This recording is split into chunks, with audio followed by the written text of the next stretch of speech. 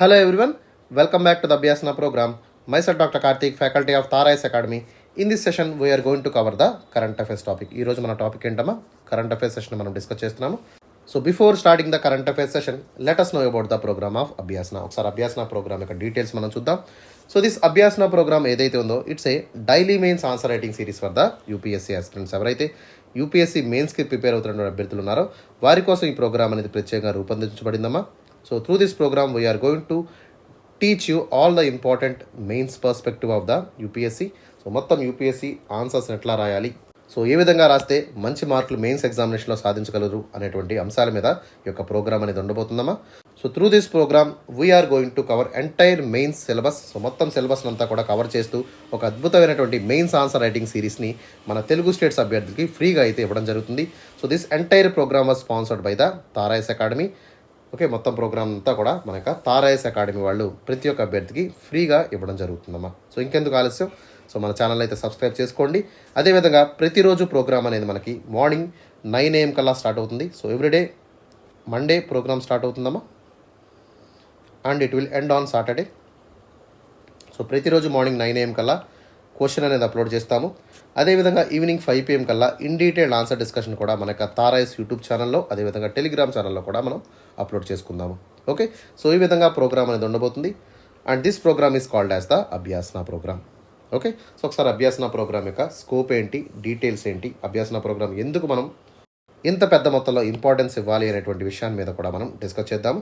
So what is this programme called Abhyasana? Abhyasana ప్రోగ్రాంలో ఏముంటుంది అంటే, so it's a daily mains answer writing series. So ప్రతిరోజు కూడా మనం ఒక క్వశ్చన్ అయితే మన స్టూడెంట్స్కి ఇవ్వడం జరుగుతుందమ్మా. సో దాని తాలూకు ఆన్సర్ కూడా మనం 5 PM కల్లా డిస్కస్ చేస్తాము. సో మార్నింగ్ 9 AM కల్లా క్వశ్చన్ ఇచ్చినప్పుడు ప్రతి ఒక్క ఆస్పిరెంట్ కూడా సో టైం మేనేజ్మెంట్ ఫాలో అవుతూ యూపీఎస్సీకి ఎంత టైం అయితే కేటాయించామో సో అదే టైంలో ఆన్సర్స్ రాయడానికి ప్రయత్నం చేయండి. సో దాని తర్వాత ఈవినింగ్ 5 PM కల్లా ఫ్యాకల్టీ ద్వారా మీకు ఆన్సర్ డిస్కషన్ ఉంటుంది కాబట్టి సో ఏ విధంగా క్వశ్చన్ అయితే ఇచ్చామో దాని ఆన్సర్ని కూడా మేము ఇన్ డీటెయిల్గా ఎక్స్ప్లెయిన్ చేయడం జరుగుతుంది. సో దాని ద్వారా మీరు ఎక్కడైతే తప్పులు చేస్తున్నారో, ఎక్కడైతే మిస్టేక్స్ చేస్తున్నారో, సో క్వశ్చన్ ఎక్కడైతే మనం సరిగ్గా అర్థం చేసుకోలేకపోతున్నామో అన్ని అంశాలని మీరు చూసుకోవచ్చు. దీని ద్వారా మీ యొక్క ఆన్సర్ని ఇంప్రూవ్ చేసుకునేటువంటి అవకాశం మీకు లభిస్తుంది. Okay, so let us see the objectives of the programme. Programme యొక్క ఆబ్జెక్టివ్స్లోకి వెళ్ళినట్టయితే ఏ విధంగా ప్రోగ్రామ్ అనేది మీకు ఉపయోగపడుతుందంటే, first objective is to provide you lot of content. So content అయితే ప్రొవైడ్ చేయడం జరుగుతుంది. So content enrichment is the first motto of the programme. దీని తర్వాత సెకండ్ ఆబ్జెక్టివ్ ఏంటంటే that is time management. So టైంని ఎంత ఎఫెక్టివ్గా ఎఫిషియెంట్గా మేనేజ్ చేయాలనేటువంటి అంశాల మీద కూడా మనం డిస్కస్ చేద్దాము. ఓకేనా, దాంతోపాటు థర్డ్ ఇంపార్టెంట్ ఆస్పెక్ట్ ఏంటమ్మా, that is the answer writing skill upgradation. So ఏ విధంగా మీకు ఆన్సర్ రైటింగ్ స్కిల్ అనేది అప్గ్రేడ్ చేసుకోవాలి అనేటువంటి అంశాలని కూడా ఈ ప్రోగ్రామ్ ద్వారా మనం డిస్కస్ చేద్దాము. So let us see each and every objective in detailed manner. ఒకసారి ఫస్ట్ ఆబ్జెక్టివ్లోకి వెళ్తే content enrichment. So content enrichment అంటే ఏంటి సార్? ఖచ్చితంగా కంటెంట్ ఎన్రిచ్మెంట్ అంటే సో మనకున్నటువంటి entire syllabus. So UPSC having a vast amount of syllabus మనకు తెలుసు కదమ్మా. సో ఇంత సిలబస్ని మనం ఒక ప్లాన్డ్ ప్రోగ్రామ్ కింద మనం చదవాల్సి ఉంటుంది. దానికోసం మన అభ్యాసన ప్రోగ్రామ్ని సో అట్లీస్ట్ 180 days వరకు ఫాలో అవ్వమని మేము చెప్తూ ఉంటాం తరచుగా. Because with in the 6 months of time you will able to generate lot of content. Okay, so ప్రతిరోజు మీరు ప్రోగ్రామ్ చూసినట్టయితే దాదాపుగా 180 థీమ్స్. ఓకే, సో 180 థీమ్స్ని మనం కవర్ చేయడం జరుగుతుంది. సో 180 to 150 థీమ్స్ని మనం కవర్ చేయడం జరుగుతుంది. దీని ద్వారా మ్యాక్సిమం అమౌంట్ ఆఫ్ కంటెంట్ని, నాలెడ్జ్ని మనం గెయిన్ చేసుకునేటువంటి అద్భుతమైనటువంటి అవకాశం మన ప్రోగ్రామ్ ద్వారా మీకు దక్కుతుంది. దాంతోపాటు సో క్వశ్చన్ని మనం ఎట్లా అడ్రస్ చేయాలి అనేటువంటి అంశాలను కూడా మనకి తెలుస్తూ ఉంటాయి. Okay, so that is the first one, that is the content enrichment. Okay, దీని ద్వారా మీకు మ్యాక్సిమం కంటెంట్ అనేది కవర్ చేయడం జరుగుతుంది.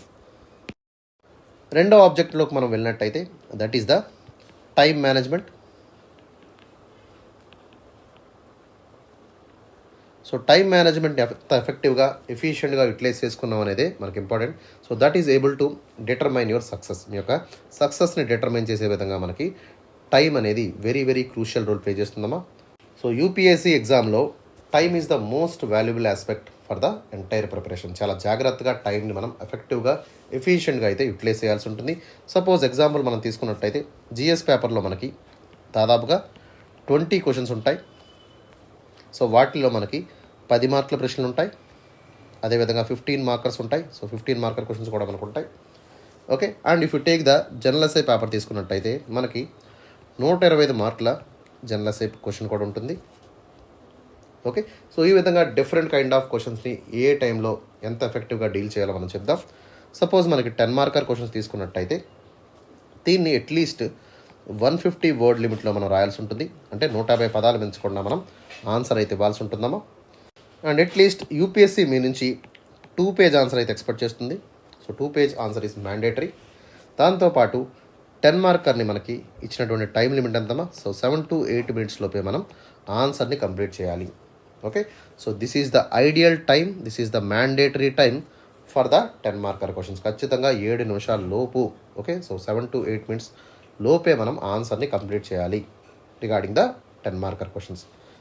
అదేవిధంగా 15 మార్కర్ క్వశ్చన్ మనం తీసుకున్నట్టయితే so this should be return in 250 words, 250 పదాలు పెంచకుండా రాయాల్సి ఉంటుంది. ఓకేనా. అండ్ అట్లీస్ట్ 3 పేజ్ ఆన్సర్ మీ నుంచి యూపీఎస్సీ ఎక్స్పెక్ట్ చేస్తుంది. దాంతోపాటు దీనికి ఇచ్చినటువంటి టైం లిమిట్ ఎంతమా? 11 to 12 minutes లోపే మనం ఆన్సర్స్ని కంప్లీట్ చేయాల్సి ఉంటుంది. Okay. And coming to the 125 marks question. So general SI topic తీసుకున్నట్టయితే దీన్ని మనం అట్లీస్ట్ 1200 వర్డ్స్లో రాయాల్సి ఉంటుందమ్మా. And we need to right at least 12 to 14 pages వరకు మనం ఆన్సర్ని రాయాల్సి ఉంటుంది. అండ్ దీనికి మనకి ఇచ్చినటువంటి టైం లిమిట్ ఎంత? దట్ ఈజ్ 90 minutes, 90 నిమిషాల్లోపే మనం ఆన్సర్ని కంప్లీట్ చేయాల్సి ఉంటుంది. సో ఈ విధంగా టైంని ఏ క్వశ్చన్కి ఎంత కేటాయించాలి, ఎంత ఎఫెక్టివ్గా యూటిలైజ్ చేసుకోవాలి, ఎంత ఎఫిషియన్సీ అనేది మనం సాధించాలనేటువంటి అంశాలన్నింటినీ కూడా మన యొక్క అభ్యాసన ప్రోగ్రామ్ ద్వారా మనం డిస్కస్ చేయడం జరుగుతుందమ్మా. Okay. So that is about the time management in the UPSC mains examination. Okay. So now let us see about the third important objective of the Abhyasana, that is the answer writing skill upgradation. So answer writing skill upgradation అనేది ఏ విధంగా చేయాలి అనేటువంటి అంశాన్ని మనం చూసినట్టయితే suppose మనకి ఇచ్చినటువంటి క్వశ్చన్ని మనం ఎట్లా రీడ్ చేయాలి, సో క్వశ్చన్స్లో ఉన్నటువంటి ఇంపార్టెంట్ డైరెక్టివ్స్ ఏంటి, ఓకే, క్వశ్చన్లో ఉన్నటువంటి కీవర్డ్స్ని మనం ఎట్లా అడ్రస్ చేయాలి, సో కీవర్డ్స్ ద్వారా ఆన్సర్ స్ట్రక్చర్ ఎట్లా బిల్డ్ చేయాలనేటువంటి అంశాన్ని మనం తెలుసుకోవాల్సి ఉంటుంది. దాంతోపాటు మనకి ఇచ్చినటువంటి నెరేటివ్స్ ఏవైతే ఉన్నాయో లైక్ డిస్కస్ అనేటువంటి వర్డ్ కానివ్వండి, లేదా evaluate, okay, critically analyse, okay, explain, illustrate, ఇట్లాంటి వర్డ్స్ యొక్క మీనింగ్స్ని కూడా మనం ప్రోగ్రామ్ ద్వారా డిస్కస్ చేద్దాము. దాంతోపాటు ఓకే, సో క్వశ్చన్ని ఎట్లా మనం చదవాలి, ఎంత టైంలో చదవాలి అనేటువంటి అంశాలను కూడా మనం డిస్కస్ చేద్దాము. Okay. So in the same manner we will talk about the approach of the answer. So answer యొక్క అప్రోచ్ని కూడా మనం డిస్కస్ చేయడం జరుగుతుంది. సో ఇంట్రడక్షన్ ఎట్లా రాయాలి, so introduction should be always precise, brief and to the relevant point. అంటే ఏంటమ్మా, so క్వశ్చన్లో డిమాండ్ ఆఫ్ ద క్వశ్చన్లో ఏదైతే ఉందో దానికి రెలవెంట్గానే మనం ఇంట్రడక్షన్ అనేది రాయాల్సి ఉంటుంది. And introduction should not B more then 3 lines. Okay, 3 lines కంటే ఎక్కువగా రాయొద్దు. ఓకే. అండ్ 30 words కంటే కూడా మించకూడదు. So this is the mandatory thing you have to keep in mind. Okay. And coming to the బాడీలోకి వెళ్ళినట్టయితే ఒక స్టాండ్అవుట్ ఆన్సర్ని present చేయాలంటే ఖచ్చితంగా బాడీని మనం స్ట్రక్చర్ చేసుకోవాల్సి ఉంటుంది. సో క్వశ్చన్లో ఏవైతే ఉన్నాయో ఎన్ని పార్ట్స్ కింద మన క్వశ్చన్ అడిగారు అనేటువంటి అంశాన్ని మనం చూసుకోవాల్సి ఉంటుంది. దానికి తగ్గట్టుగా పార్ట్ బై పార్ట్ మనం ఎక్స్ప్లెయిన్ చేస్తూ పాయింట్ వైజ్ ఫార్మేట్లో మనం ఎక్స్ప్లెయిన్ చేసుకోవాలా, లేదా పారాగ్రాఫ్ ఫార్మేట్లో మనం డిస్కస్ చేయాలనేటువంటి అంశాన్ని కూడా మనం చూడాల్సి ఉంటుంది. సో ఆ విధంగా బ్రెయిన్ స్టార్మింగ్ టెక్నిక్ యూస్ చేస్తూ ఆన్సర్ని మనం రాబట్టాల్సి ఉంటుంది. దాంతోపాటు వాల్యూ ఎడిషన్ కూడా మనం చేయాలి. ఎస్పెషలీ ఫ్లో చార్ట్స్ కానివ్వండి, డయాగ్రామ్స్ కానివ్వండి, లేదా స్కీమాటిక్స్ ఏవైనా ఉంటాయి, ఇట్లాంటి వాటిని మనం ఖచ్చితంగా యూజ్ చేస్తూ ఓకే ఆన్సర్ని ఎన్హాన్స్ చేసేటువంటి ప్రయత్నం చేయాలి. దీనివల్ల ఏమవుతుందమ్మా, సో ఎవాల్యూటర్ ఎవరైతే ఉంటారో సో వాళ్ళు మీ ఆన్సర్ని చూసి అద్భుతంగా ఉంది అనేటువంటి ఒక ఫీలింగ్లో ఉండాలి. ఓకే. సో దానివల్ల ఏమవుతుంది, your score will be maximised, maximum score అనేది మీరు రాబట్టేటువంటి అవకాశం మీకు ఏర్పడుతుంది. సో ఈ విధంగా మన యొక్క బాడీ అనేది ఫ్రేమ్ చేసుకోవాలి. అండ్ ఫైనల్లీ కన్క్లూషన్ పార్ట్కి మనం వెళ్ళినట్టయితే so conclusion should be always comprehensive, holistic and it should write in a positive manner. ఖచ్చితంగా ఒక పాజిటివ్గా ఆన్సర్ అనేది ఉండాలి. ఓకే, ఒక స్టాండర్డ్ కన్క్లూషన్ అయితే మనం ప్రొవైడ్ చేసినట్టు కనిపించాల్సి ఉంటుంది.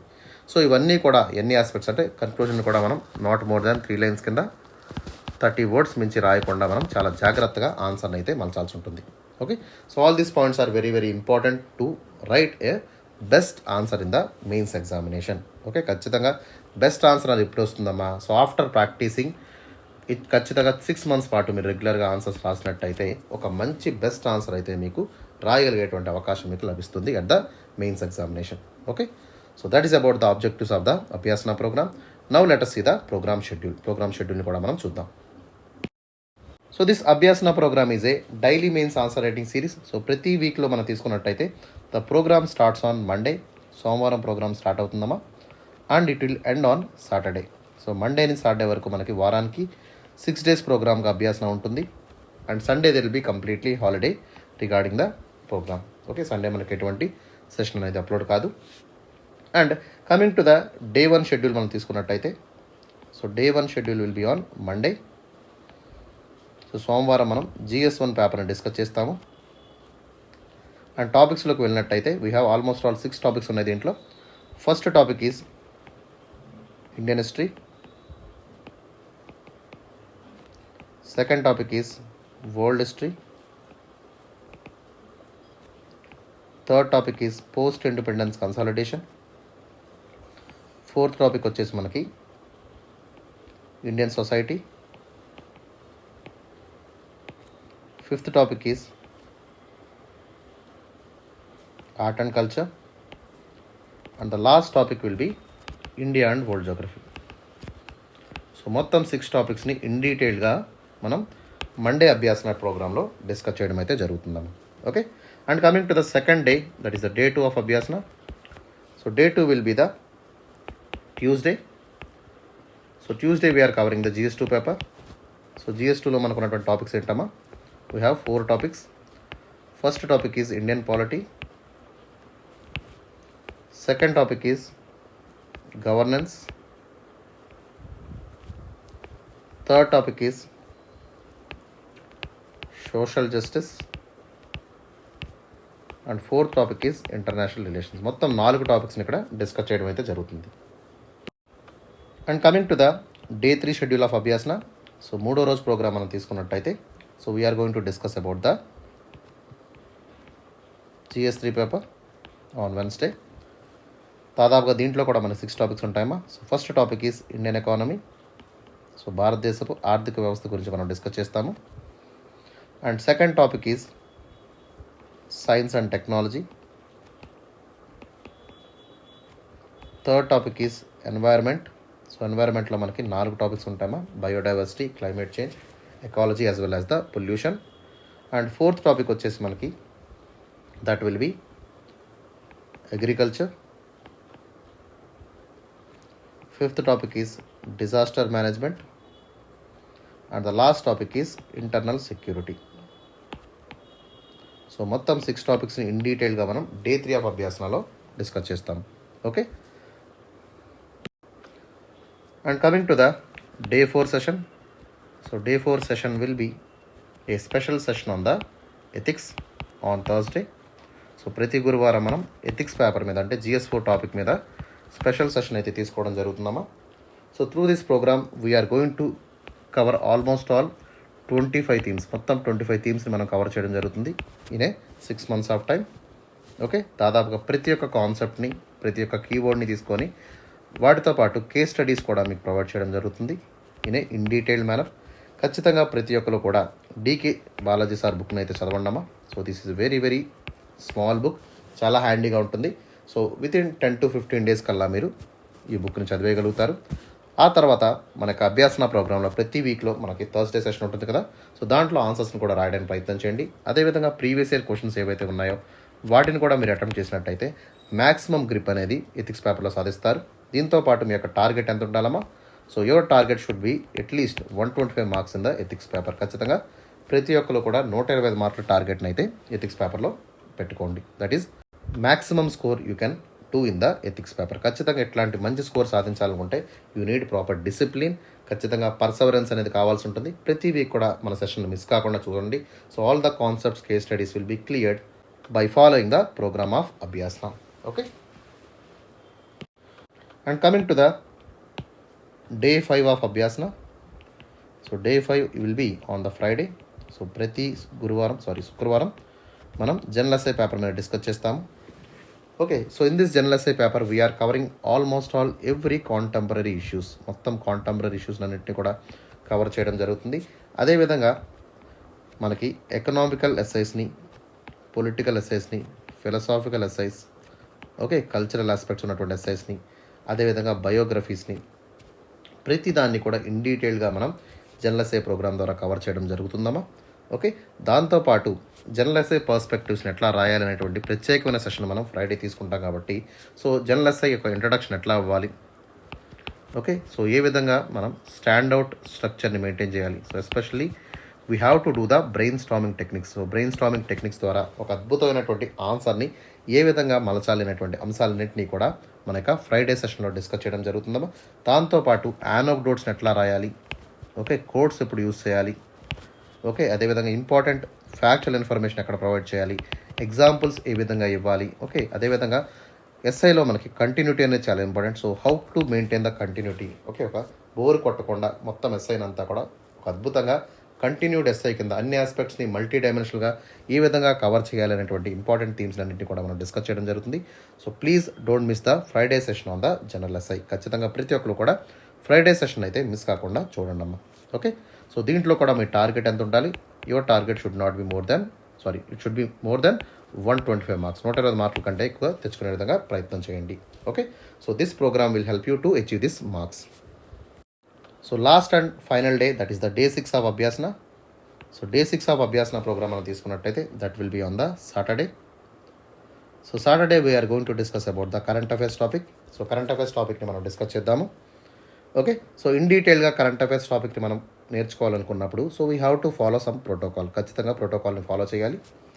ఓకే, సో ఎవ్రీ సాటర్డే మనం ఈ యొక్క కరెంట్ అఫైర్ క్వశ్చన్ చేస్తాం కదమ్మా. సో ఆ వీక్లో ఉన్నటువంటి ఇంపార్టెంట్ కరెంట్ అఫైర్స్ని ఈ యొక్క ప్రోగ్రామ్ ద్వారా మీకు అయితే క్వశ్చన్ అండ్ ఆన్సర్ ఫార్మాట్లో ఇవ్వడం జరుగుతుంది. దీంతోపాటు ప్రతిరోజు కూడా మీరు డైలీ అట్లీస్ట్ 30 మినిట్స్ పాటు హిందూ పేపర్ని రెగ్యులర్గా ఫాలో చేయండి. అదేవిధంగా మంత్లీ మ్యాగజైన్స్ ఏవైతే ఉంటాయో ఆ కన్సల్టేషన్స్ కూడా ఇంపార్టెంట్ థీమ్స్ ఏవైతే ఉన్నాయో వాటిని కూడా కవర్ చేసినట్టయితే మ్యాక్సిమం కరెంట్ అఫైర్స్ మీకు మిస్ అవ్వకుండా చదివేటువంటి అవకాశం దక్కుతుంది. సో ఈ విధంగా కరెంట్ అఫైర్స్ టాపిక్ని కూడా మనం ఇన్ డీటెయిల్గా సాటర్డే సెషన్లో కవర్ చేద్దాం. ఓకేనా, so that is all about regarding the Abhyasana schedule and its objectives. Okay, so ఈ విధంగా మన యొక్క ప్రోగ్రామ్ ఆఫ్ అభ్యాసన అనేది ప్రతిరోజు మార్నింగ్ 9 AM కల్లా అప్లోడ్ అవుతుంది. అదేవిధంగా ఈవినింగ్ 5 PM కల్లా ఇన్ డీటెయిల్ ఆన్సర్ డిస్కషన్ కూడా మీకు మన యొక్క తారాయస్ యూట్యూబ్ ఛానల్లో అప్లోడ్ చేస్తాం. సో ఒకసారి ప్రశ్న ఇక్కడ జాగ్రత్త చూడమ్మా. Discuss the impact of India's changing relations with its neighbours on the regional stability and India's foreign policy objectives ఏంటి ఇక్కడ మనం చూద్దాం. సో క్వశ్చన్ మీరు జాగ్రత్తగా గమనించినట్టయితే ఏమడుగుతున్నారమ్మా. So they are asking about the India's relationship with the neighbourhood. Okay, so India యొక్క neighbours ఎవరైతే ఉన్నారో లైక్ పాకిస్తాన్ కానివ్వండి, ఓకే, చైనా కానివ్వండి, నేపాల్, బంగ్లాదేశ్, భూటాన్, మయన్మార్, సో ఇట్లా మనకి దేశాలన్నీ so they are sharing the land boundary. So అదేవిధంగా maritime boundary countries like Sri Lanka కానివ్వండి, మాల్దీవ్స్ కానివ్వండి, ఓకే, సో ఇట్లాంటి దేశాలతో కూడా మన యొక్క రిలేషన్స్ అనేవి ఎట్లా ఉన్నాయి. సో ఆ రిలేషన్స్ అనేవి ఎప్పటికప్పుడు చేంజ్ అవుతున్నాయి. So there is a changing relations with the neighbours అనేది మనకి రెగ్యులర్గా జరుగుతూ ఉంది. సో దీనివల్ల మన యొక్క రీజనల్ స్టెబిలిటీకి ఇండియన్ ఫారెన్ పాలసీ ఆబ్జెక్టివ్స్ అనేవి ఏ విధంగా మార్చుకోవాలనేటువంటి అంశాన్ని ఇక్కడ మనకి ఇవ్వడం జరిగింది. Okay, so discuss the impact of India's changing relations with its neighbours on regional stability and also India's foreign policy objectives. Okay, question అనేది స్ట్రైట్ ఫార్వర్డ్ డైరెక్ట్ క్వశ్చన్, ఎటువంటి డిఫికల్టీ అనేది మీకు ఎక్కడా కనబడదు. So let us start with the approach. Okay, question మనకి 10 మార్కుల ప్రశ్న అడిగారు. 10 మార్కుల ప్రశ్న మీకు ఎట్లా రాయాలో తెలుసు కదమ్మా. సో నాట్ గోనస్ again. So let us see the approach. Introduction ఎట్లా రాయాలి. సో ఇండియా యొక్క నైబర్హుడ్ని మెన్షన్ చేస్తూ, ఓకే, సో నేను ఎక్కడైతే ఏదైతే చెప్పానో సో ఇండియా నైబర్హుడ్ని మెన్షన్ చేస్తూ, సో ప్రతి ఇయర్ కూడా especially after winning the elections Narendra Modi is going to visit the neighbouring countries. So తరచుగా మనకి భూటాన్ కానివ్వండి, నేపాల్ కానివ్వండి, బంగ్లాదేశ్ కానివ్వండి, ఇట్లాంటివి వెళ్ళేటువంటి పరిస్థితి చేస్తున్నారు. సో ఈ విధంగా మీరు ఇంట్రడక్షన్ ఇచ్చినట్టయితే సరిపోతుంది. And coming to the body, so బాడీలోకి వెళ్ళినట్టయితే so we have to talk about the 2 important aspects. So first aspect ఏంటమ్మా. So we have to illustrate the impact of India's changing relations with the neighbours on regional stability. Okay, so ఎప్పటికప్పుడు ఉన్నటువంటి dynamic relations వల్ల మన ఇండియాలో ఉన్నటువంటి so especially Indian ocean రీజియన్లో ఉన్నటువంటి ఏదైతే రీజన్ ఉందో లేదా సౌత్ ఏషియన్ రీజియన్లో ఉన్నటువంటి ప్రాంతం అంతా కూడా సో ఏ విధంగా రీజనల్ స్టెబిలిటీ మీద ఎఫెక్ట్ పడుతుంది అనేటువంటి అంశాన్ని చూడాల్సి ఉంటుంది. Second important point we have to talk about in the body, ఏ విధంగా మన యొక్క చేంజింగ్ రిలేషన్స్ ఆఫ్ నైబర్హుడ్ వల్ల మన యొక్క ఫారెన్ పాలసీ ఆబ్జెక్టివ్స్ అనేవి ఏ విధంగా మారతాయి, ఏ విధంగా ఎఫెక్ట్ అవుతాయి అనేటువంటి అంశాన్ని కూడా మనం ఇక్కడ డిస్కస్ చేద్దాం. Okay, so 2 important parameters. So regional security అనేది, రీజనల్ స్టెబిలిటీ అనేది ఏ విధంగా చేంజ్ అవుతుంది, అదేవిధంగా డైనమిక్ ఇండియా రిలేషన్స్ వల్ల, ఎస్పెషలీ డైనమిక్ నైబర్హుడ్ రిలేషన్స్ వల్ల ఇండియా యొక్క ఫారెన్ పాలసీ ఆబ్జెక్టివ్స్ అనే విధంగా మారతాయి అనేటువంటి అంశాన్ని కూడా మనం చూద్దాము. And finally we will conclude the answer in a suitable manner. Okay, so ఖచ్చితంగా ఒక అద్భుతమైనటువంటి కన్క్లూజన్ అయితే ప్రొవైడ్ చేద్దాం. Okay, so that is the approach for this question. So now let us move to the answer discussion. Okay, so answer discussion start చేసే ముందు ఇంకా ఎవరైతే మన ఛానల్ని సబ్స్క్రైబ్ చేసుకోలేదో వెంటనే యూట్యూబ్లోకి వెళ్ళి మన ఛానల్ని ఫాలో చేయండి. అక్కడ ఉన్నటువంటి బెల్ ఐకాన్ని కూడా మీరు హిట్ చేసినట్టయితే ప్రతిరోజు కూడా మీకు సబ్స్క్రిప్షన్ లభిస్తుంది. దాని ద్వారా ప్రతి అప్డేట్ కూడా మీకు ఈజీగా రీచ్ అవుతుందమ్మా. ఓకే, దాంతోపాటు మన టెలిగ్రామ్ ఛానల్లో కూడా మీరు వెంటనే జాయిన్ అవ్వండి. సో దట్ ఆల్ ద అభ్యాసన క్లాస్లే కానివ్వండి, పీడిఎఫ్లే కానివ్వండి, ప్రతి ఒక్కటి కూడా మీకు ఇన్ డీటెయిల్గా దొరుకుతుంది. ఓకే, సో దాంతోపాటు మీరు డౌన్లోడ్ చేసుకునేటువంటి అవకాశం అనేది కూడా మీకు ఏర్పడుతుంది. Okay, and finally we are coming with lot of కంటెంటే కానివ్వండి, లేదా నోటిఫికేషన్స్ కానివ్వండి, లేదా ఏదైనా ప్రోగ్రామ్ మనం స్టార్ట్ చేసామనుకోండి, అవన్నీ కూడా ఇన్స్టాగ్రామ్లో మేము ప్రొవైడ్ చేయడం జరుగుతుంది. సో క్విక్ అప్డేట్స్ అనేవి మీకు ఇన్స్టాగ్రామ్ ద్వారా కూడా లభిస్తాయి. So please follow the Instagram page of Tara IAS. అదేవిధంగా ఏమైనా పోస్ట్ మనం పెట్టినప్పుడు వాటిని కూడా లైక్ చేసేటువంటి ప్రయత్నం చేయండి అమ్మ. Okay, so that is about the Tara IAS academy.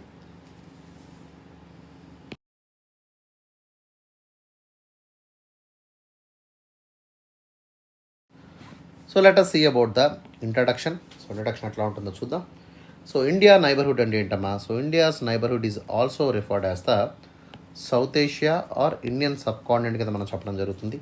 So this Indian subcontinent అంటే ఏంటి? సో ఇండియాతో పాటు ఇండియన్ సబ్ కాంటినెంట్ అంటే సౌత్ ఏషియాలో ఉన్నటువంటి దేశాలన్నింటినీ కూడా సో జోగ్రఫికల్ ప్రాక్సిమిటీ ఏవైతే షేర్ చేసుకుంటున్నాయో, హిస్టారికల్గా కానివ్వండి, కల్చరల్గా కానివ్వండి, లేదా ఎకనామికల్గా ఈ దేశాలన్నిటికీ కూడా ఇండియాతో చాలా చాలా సున్నితమైనటువంటి సంబంధాలు కలిగి ఉన్నాయి. So they have lot of strategic importance to the India.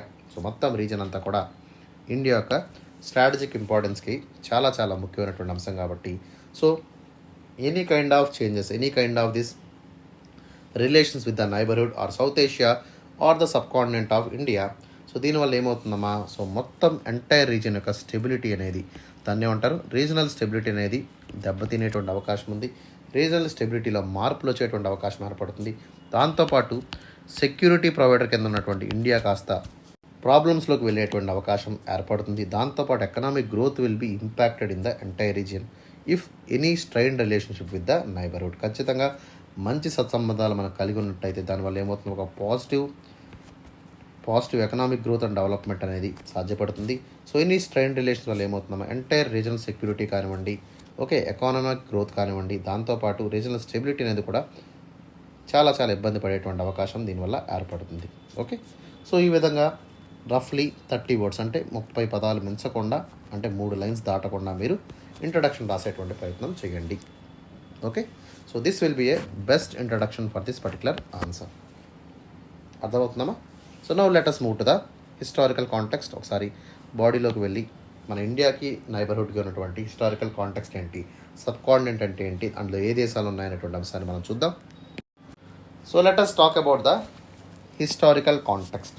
Okay, so India యొక్క నైబర్హుడ్కి ఉన్నటువంటి రిలేషన్షిప్ అనేది it's not only historical, it's not only economical, but it is also having cultural importance. ఖచ్చితంగా కల్చరల్గా కూడా చాలా క్లోజ్ రిలేషన్షిప్ అనేది ఇండియాకి మిగతా ప్రాక్సిమిటీ కంట్రీస్ ఏవైతే ఉన్నాయో వాటిని అన్నిటికీ కూడా మనకి ఇక్కడ ఏర్పడ్డాయి. దాంతోపాటు so it is also impacting the entire geopolitical arena. Okay, so India's relationship with the neighbours has been shaped by historically, culturally, geopolitically as well as economically. అర్థమైందా? So especially after the partition of India in the year of 1947, so entire south Asia was divided into multiple countries. Okay, దాదాపుగా మనకి south Asia అంతా కూడా ముక్కలైంది.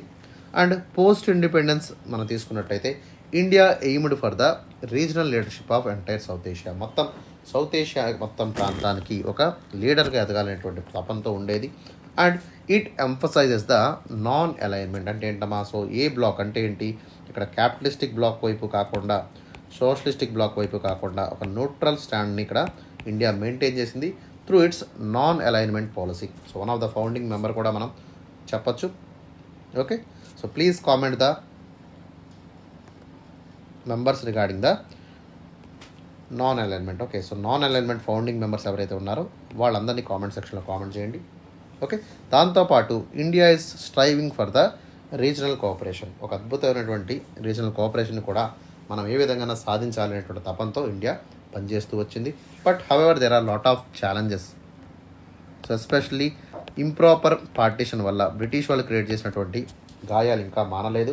So like border డిస్ప్యూట్సే కానివ్వండి, security కన్సర్న్సే కానివ్వండి, దీనివల్ల ఏమవుతుందమ్మా, so పరస్పరంగా sub కాంటినెంట్లో ఉన్నటువంటి దేశాల మధ్య ఏమవుతుంది, రిలేషన్షిప్స్ అనేవి ఆల్వేస్ స్ట్రైన్డ్ మేనర్లో నడుస్తున్నాయి. ఓకే, ఎస్పెషలీ నేపాల్కి ఇండియాకి బోర్డర్ డిస్ప్యూట్స్ ఉన్నాయి, ఇండియాకి చైనాకి బోర్డర్ డిస్ప్యూట్స్ ఉన్నాయి, ఇండియాకి పాకిస్తాన్కి బోర్డర్ డిస్ప్యూట్స్ ఉన్నాయి, ఇండియాకి మయన్మార్కి బోర్డర్ డిస్ప్యూట్స్ ఉన్నాయి, శ్రీలంకతో మనకు బోర్డర్ డిస్ప్యూట్స్ ఉన్నాయి. సో ఈ విధంగా సెక్యూరిటీ పరంగా కానివ్వండి, బోర్డర్స్ పరంగా కానివ్వండి, so most of the countries having the disputes అనమాట. ఓకే, సో ఈ విధంగా మనం హిస్టారికల్ కాంటెక్స్ట్ ద్వారా మనకు ఉన్నటువంటి ప్రాబ్లమ్స్ని అడ్రస్ చేద్దాం. So now let us talk about the current scenario. ప్రస్తుతం ఉన్నటువంటి పరిస్థితులు కూడా మనం ఒకసారి బేరోజు వేసుకుంటూ ముందుకు వెళ్దాం. So first one is the China factor. The most important border country for the India is the China. Okay, so which country is having the largest boundary to the India? ఎవరైనా కామెంట్ సెక్షన్లో comment చేయండి. So that is the Bangladesh. Okay, so Bangladesh తర్వాత రెండో అతిపెద్ద సరిహద్దు కలిగి ఉన్నటువంటి దేశం ఏంటమ్మా, China. So because of this too much of land border with the China, so we have problems also. China factor అనేది మనకి ఇక్కడ కనబడుతుంది. So Chinese having a lot of influence in the South Asia. Okay, so మనతో పాటు so we have also influence in the South Asia. But రీసెంట్గా మన యొక్క ఇన్ఫ్లుయెన్స్ని mass చేస్తూ, మన ఇన్ఫ్లుయెన్స్ని తగ్గిస్తూ చైనా ఇన్ఫ్లుయెన్స్ విపరీతంగా పెరుగుతుంది. Okay, so it is coming with lot of bigger initiatives like belt and road initiative కానివ్వండి. Okay, so belt and road ఇనిషియేటివ్లో ఉన్నటువంటి సిపెక్ కారిడార్ ఏదైతే ఉందో, సిపెక్ అంటే ఏంటమ్మా, China Pak economic corridor is going across the Jammu Kashmir state. So Pakistan ఆక్రమిత కాశ్మీర్లోంచి ఇది వెళ్తున్న వల్ల ఇండియాకి ఒక అబ్జెక్టివ్గా, so especially India is raising concerns regarding this kind of initiative. So దీనివల్ల ఏమవుతుందమ్మా, ఇండియా యొక్క సార్వభౌమత్వం అంటే సావర్నిటీకి ఇది ఇంపాక్ట్ అవుతుంది. దీనివల్ల రీజనల్ డైనమిక్స్ అనేవి మారిపోతాయనేటువంటి అంశాన్ని ఇండియా తరచుగా ప్రపంచ వేదికల్లో ప్రస్తావిస్తూ రావడం జరిగింది. So China factor is the major factor in the India's regional security. Okay, second one is the India Pakistan relations. మీకు ఇండియా పాకిస్తాన్ రిలేషన్ గురించి చాలా బాగా తెలుసు. Okay, so both the brother countries were divide in the year of 1947. So 1947 దగ్గర నుంచి కాశ్మీర్ ఇష్యూని మొదలుకొని, okay, so we have Indus water treaty issue కూడా ఉంది. సో ఇట్లాగా చాలా రకాలైనటువంటి ప్రాబ్లమ్స్ మన రెండు దేశాలు ఫేస్ చేశాయి. Especially both the countries having lot of conflicts, terrorism. So దీనివల్ల ఏమైందమ్మా, ఎంటైర్ సౌత్ ఏషియా యొక్క స్టెబిలిటీ అనేది దీనివల్ల దెబ్బతింది. Okay, so despite the efforts, okay, so despite the efforts between the Pakistan and India, so we have lot of issues which are remain unsolved. Especially Kashmir problem అనేది ఎప్పుడూ కూడా ఒక తీరని సమస్యగానే మనకి మిగిలింది అనేటువంటి విషయాన్ని ఇక్కడ అర్థం చేసుకోవాలి. Okay, because of the Kashmir issue entire stability of the reason will be disrupted.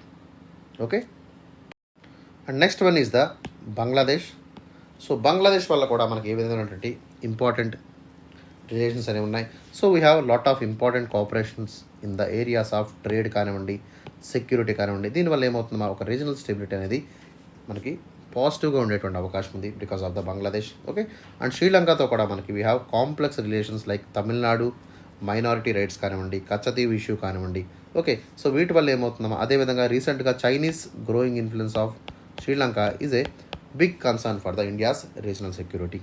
అర్థమవుతుందా?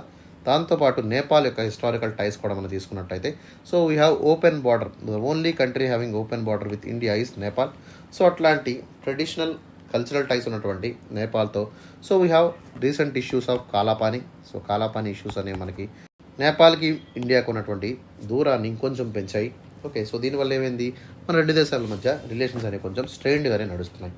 Okay, so that was cashing by the China by the way. And later on Bhutan. So Bhutan is very very friendly state with India. So maximum to maximum India is cooperating to the Bhutan and being a net security provider to the Bhutan. So Bhutan కూడా ఒక మనం security provider కింద కూడా పనిచేయడం జరుగుతుంది. Okay, so and also we are contributing lot of development in the Bhutan also, especially Gelephu millennium city అనేటువంటి దాన్ని కూడా మనం ఏం చేస్తున్నాం, డెవలప్ చేస్తున్నాము. So all these are big assets to the India Bhutan టైస్.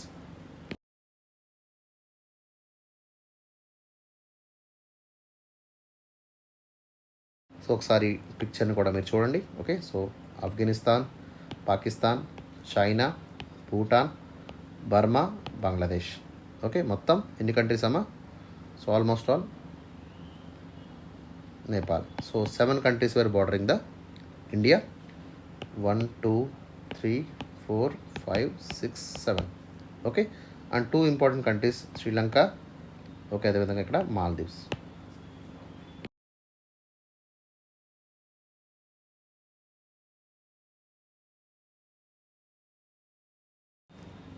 So now let us see about the important points of the body, that is the impact on the regional stability. So ఏ విధంగా మన regional stability మీద impact అవుతుందంటే, so the most important things is the security concerns. ఖచ్చితంగా పాకిస్తాన్ మీద ఉన్నటువంటి tensions కానివ్వండి, China మీద ఉన్నటువంటి టెన్షన్స్ కానివ్వండి, వీటి వల్ల ఏమవుతుందమ్మా, so entire region will be instable. Okay, so mostly పాకిస్తాన్లో ఉన్నటువంటి న్యూక్లియర్ వెపన్సే తీసుకోండి, చైనా దగ్గర న్యూక్లియర్ వెపన్సే తీసుకోండి, లేదా ఇండియా దగ్గర ఉన్నటువంటి న్యూక్లియర్ వెపన్స్ తీసుకోండి, ప్రపంచంలో ఎక్కడా కూడా ఇట్లా 3 దేశాలు బోర్డర్స్ కలిగి వాటికి న్యూక్లియర్ వెపన్స్ ఉన్నటువంటి ప్రాంతం ఏదీ లేదు. So this is suggesting that, this is indicating that the south Asian regional stability will be completely dependent on the India, Pakistan and China. Okay, దీనివల్ల ఏమవుతుందమ్మా, న్యూక్లియర్ ప్రొలిఫరేషన్ అనేది జరిగేటువంటి అవకాశం ఉంది, టెర్రరిజం అనేది వ్యాప్తి చెందేటువంటి అవకాశం ఉంటుంది. So security concerns will be very very high in this region. Okay, next important factor is the China's factor. China influence అనేది రోజుకి ఇంక్రీజ్ అవుతుందమ్మా. సో సిపెక్ కారిడార్ ద్వారా దీని యొక్క కాంప్లెక్సిటీని ఇంకొంచెం ఇండియాకి యాడ్ చేయడం జరిగింది. దీనివల్ల ఇండియాకి చైనాకు ఉన్నటువంటి రిలేషన్స్ అనేవి ఇంకొంచెం ఫర్దర్గా స్ట్రైన్ అయ్యాయి. దాంతోపాటు గాల్వాన్ వ్యాలీ ఇన్సిడెంటే తీసుకోండి, డోక్లామ్ ఇష్యూనే తీసుకోండి, లదాఖ్ ఇష్యూస్నే తీసుకోండి, లేదా అరుణాచల్ ప్రదేశ్లో ఉన్నటువంటి తమ ప్రాంతాన్ని తవాంగ్ ప్రాంతం కింద చైనా చెప్పుకోవడం, ఇట్లాంటివన్నీ కూడా సో ఇండియాకి మింగుడు పడినటువంటి పరిస్థితిని ఏర్పరుస్తున్నాయి. Okay, and third important factor regarding the regional stability will be the economic cooperation. ఖచ్చితంగా ఎప్పుడైతే మనకి వార్ అండ్ కాన్ఫ్లిక్ట్ ఉంటుందో ఆటోమేటిక్గా ట్రేడ్ అండ్ ఎకానమీ అనేది నల్లిఫై అయిపోతుందమ్మా. ఓకే, సో ఎప్పుడైతే ఎకనామిక్ టైస్ అనేవి మనకి ఇంక్రీజ్ అవుతాయో దానివల్ల ఏమవుతుంది, స్టెబిలిటీ అనేది మెయింటైన్ అవుతుంది. ఓకే, ఇంటర్ డిపెండెన్సీ పెరుగుతుంది. దాంతోపాటు షేర్డ్ ప్రాస్పరిటీ అంటే ఏంటంటే 2 దేశాల మధ్య వాణిజ్యం మరి ఇంకొంచెం ఎక్కువయ్యేటువంటి విధంగా మనం పనిచేస్తుంది. ఎస్పెషలీ బంగ్లాదేశ్ విషయంలో మనకి ఈ యొక్క ఎకనామిక్ కోఆపరేషన్ అనేది చాలా ఎక్కువగా ఉంటుంది. దాంతోపాటు Sri Lanka, Bhutan is also cooperating with India and getting the win-win situation.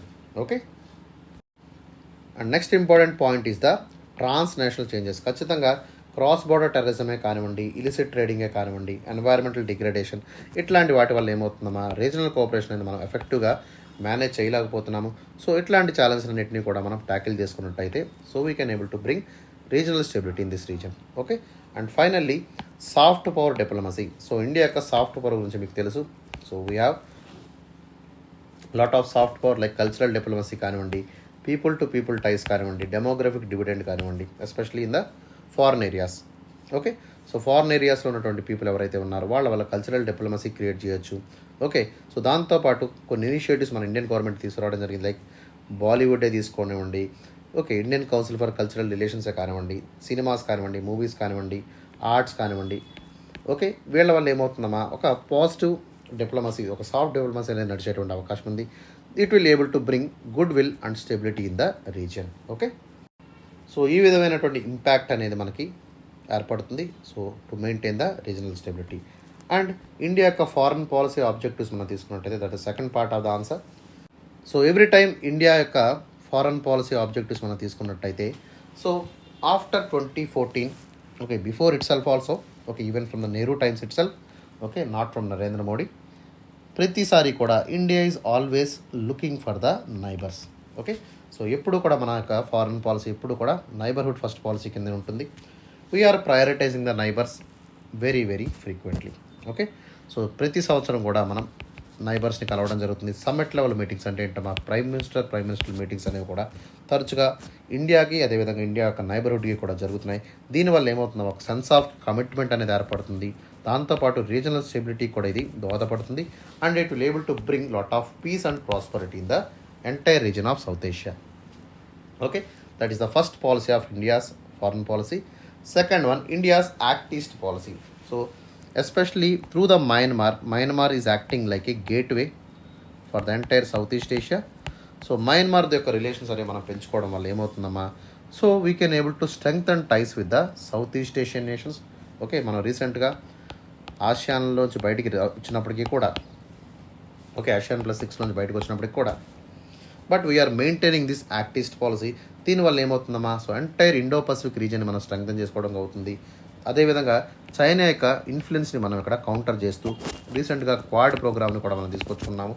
దీనివల్ల ఏమవుతుంది, ఆటోమేటిక్గా we can able to penetrate our cultural significance into the south east Asia, like Cambodia, Laos, Vietnam, Myanmar, Thailand, ఇట్లాంటి దేశాల్లో కూడా మనకి ఎప్పుడు కూడా ఇండియాకి వాటికి కూడా కల్చరల్ సిగ్నిఫికెన్స్ అనేది ఉంది. వాటిని మనం సౌత్ ఈస్ట్ ఏషియన్ డిప్లొమసీ ద్వారా ఎప్పటికప్పుడు మెయింటైన్ చేసుకోవచ్చు. ఆ పాలసీని మనం అంటాం యాక్ట్ ఈస్ట్ పాలసీ కింద చెప్తాం. Okay, so once upon a time uses to call it as look east policy కింద చెప్పేవాళ్ళం. Right now we are taking as act east policy. And third important point is the strategic autonomy. So ఎప్పుడు కూడా India wants to maintain the balance. Okay, so especially South ఏషియాలో India balance maintain చేసుకోవడం చూస్తుంది. So with relation with the major powers like యుఎస్ఏతో కానివ్వండి, రష్యాతో కానివ్వండి. So దీనివల్ల ఏమవుతుందమ్మా, చైనాని మనం మ్యాక్సిమం కర్టైల్ చేయడానికి అవకాశం ఏర్పడుతుంది. సో దీనివల్ల ఏమవుతుంది, నేషనల్ ఇంట్రెస్ట్ని కూడా మనం సేఫ్ గార్డ్ చేసుకునేటువంటి అవకాశం ఏర్పడుతుంది. సావర్నిటీని మనం మెయింటైన్ చేస్తూ ఇంటర్నేషనల్ కోఆపరేషన్ ద్వారా బిగ్ పవర్స్ అయినటువంటి రష్యాతో మనం చేతులు కలపడం ద్వారా, అమెరికాతో మనం చేతులు కలపడం ద్వారా ఏమవుతుందమ్మా, చైనాని కొంతమేరకు మనం హోల్డ్ చేసేటువంటి అవకాశం మనకి ఏర్పడుతుంది. That is nothing but the strategic autonomy. And next point will be the economic integration. So initiatives like south Asian SAARC కానివ్వండి, బిమ్స్టెక్ ప్రోగ్రామ్ వల్ల కానివ్వండి, వీటి వల్ల ఏమవుతుందమ్మా, ఎకనామిక్ ఇంటిగ్రేషన్ జరుగుతుంది. సో మొత్తం ఏరియా అంతా కూడా డెవలప్ అయ్యేటువంటి అవకాశం మనకి ఏర్పడుతుంది. ఓకేనా, సో దాంతోపాటు గ్లోబల్ లీడర్షిప్ కింద, okay, especially we're creating lot of efforts to get into the permanent seat of UNSC. So ఐక్యరాజ్య సమితిలో శాశ్వత సభ్యత్వం కోసం మనం ఎప్పటి నుంచో ప్రయత్నించడం జరుగుతుంది.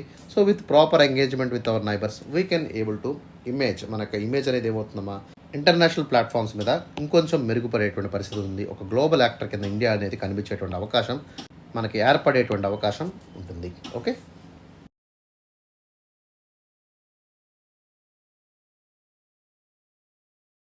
So let us see the way forward. So ఖచ్చితంగా మనకున్నటువంటి అంశాలు మనం చూడాల్సి ఉంటుంది. సో ఏ విధంగా మనం ముందుకు వెళ్ళాలంటే, సో సెక్యూరిటీ డైలమాస్ ఏవైతే ఉన్నాయో వాటిని అన్నింటినీ కూడా మనం బ్యాలెన్స్ చేసుకుంటూ, ఓకే, ఛాలెంజెస్ ఎక్కడైతే మనకు ఎదురవుతున్నాయో వాటిని అన్నింటినీ ఎదుర్కొని మనం ముందుకు వెళ్ళేటువంటి అవకాశాన్ని మనం ఏర్పరచుకోవాలి.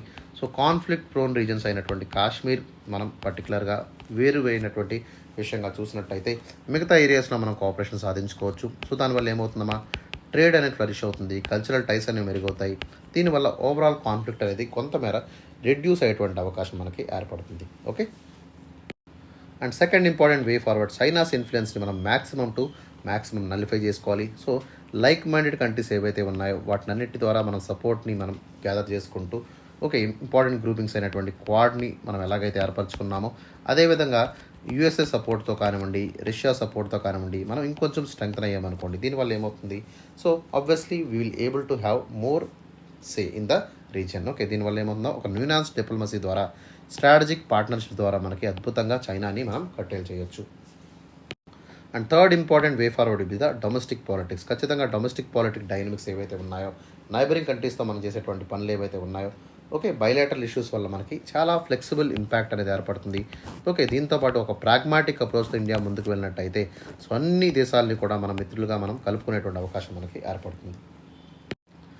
And next important thing is the economic disparities. ఖచ్చితంగా ఒక పెద్దన్న పాత్ర మనం పోషిస్తున్నప్పుడు సో రీజియన్లో ఉన్నటువంటి సస్టైనబుల్ డెవలప్మెంట్ వైపు మనం అడుగులు వేయాల్సి ఉంటుంది.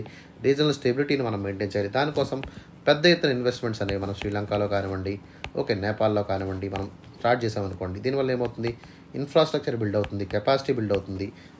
సో ఎగ్జాంపుల్ మనకి India is providing assistance to the Sri Lanka in the IMF bailout. రీసెంట్గా శ్రీలంక పరిస్థితి చాలా దారుణంగా తయారైంది. సో ఈ యొక్క బెయిల్అవుట్ నుంచి మనం మ్యాక్సిమం హెల్ప్ చేయడానికి శ్రీలంకకి మనం ఒప్పుకోవడం జరిగింది. So this kind of positive attitude అనేది మనం ఇవ్వాల్సి ఉంటుంది. And last one will be the track to diplomacy. Track to diplomacy ఏంటమ్మా, సో ఎస్పెషల్లీ మనం హై లెవెల్ ఎంగేజ్మెంట్ చేయనప్పటికీ కూడా పీపుల్ టు పీపుల్ కాంటాక్ట్స్ మనం మెయింటైన్ చేయాలి. ట్రాక్ టు డిప్లొమసీ అంటే ఏంటి, అఫీషియల్ ఛానల్స్ని మనం ఓపెన్ చేసుకోవడం. దీని ద్వారా ఏమవుతుందమ్మా, సో మ్యూచువల్ అండర్స్టాండింగ్, ట్రస్ట్ అనేది రెండు దేశాల మధ్య ఏర్పడుతుంది. So finally in the conclusion, India is especially evolving lot of relations with the neighbouring countries. So దీనివల్ల ఏమవుతుందమ్మా, ఇండియా యొక్క రీజనల్ స్టెబిలిటీ అనేది మెయింటైన్ అవుతుంది. ఓవరాల్ సౌత్ ఏషియా యొక్క రీజనల్ స్టెబిలిటీ మెయింటైన్ అవుతుంది. So especially through its foreign policy objectives ద్వారా ఇట్లాంటివన్నీ కూడా మనం సాధించుకోవాలి. Even though we have lot of persistent challenges like China problem కానివ్వండి, కాశ్మీర్ ప్రాబ్లం కానివ్వండి, ఇట్లాంటివన్నీ ఉన్నప్పటికీ ప్రోయాక్టివ్ డీలింగ్ వల్ల, డైలాగ్ అండ్ డెలిబరేషన్ వల్ల, కోఆపరేషన్ వల్ల ఏమవుతుందమ్మా, రెండు దేశాల మధ్య ఉన్నటువంటి మ్యూచువల్ ఇంట్రెస్ట్ని మనం చూసుకోవాల్సి ఉంటుంది. ఒక కండ్యూసివ్ ఎన్వైర్న్మెంట్ ద్వారా పీస్ అండ్ ప్రాస్పరిటీని మొత్తం సౌత్ ఏషియాలో మనం తీసుకొచ్చేటువంటి ఒక పెద్దన్న పాత్రను మనం పోషించాల్సి ఉంటుంది అమ్మా. ఓకేనా. So that is about the conclusion. So conclusion ఎప్పుడు కూడా 3 లైన్స్ అంటే 30 పదాల మించి రాయకండి. That is very very important and mandatory. So చాలా ఎఫర్ట్స్ పెట్టి వీడియోస్ చేస్తున్నామా. So please give a like to my video. ఈ స్పెషల్ సెషన్ ఏదైతే ఉందో దాన్ని మిస్ కాకుండా చూడండి. దాంతోపాటు మన ఛానల్లో కూడా మీరు సబ్స్క్రైబ్ చేసుకోండి. So that all the information, ఏదైనా ఇన్ఫర్మేషన్ కానివ్వండి, నోటిఫికేషన్స్ కానివ్వండి, అన్నీ మీకు వచ్చేటువంటి అవకాశం ఏర్పడుతుంది. దాంతోపాటు మీకు ఏదైనా డౌట్ ఉన్నట్టయితే కామెంట్ సెక్షన్లో కామెంట్ చేయండి. Within 24 hours of time I will address all your queries. So that is all for today. Have a great day. See in the tomorrow session.